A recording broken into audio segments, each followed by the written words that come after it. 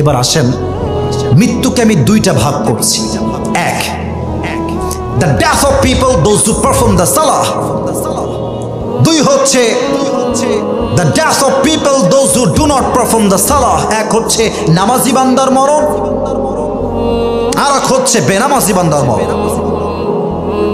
নামাজি বান্দার মরণ যখন আসবে আমার দিকে দেখবেন, মালাকুল মওতের দেহের জামার রং হবে ধবধবে সাদা, মুখে থাকবে লম্বা লম্বা চাপ দাড়ি। মালাকুল মওতের দেহের চামড়ার রং হবে সাদা ধবধবে ফর্সা।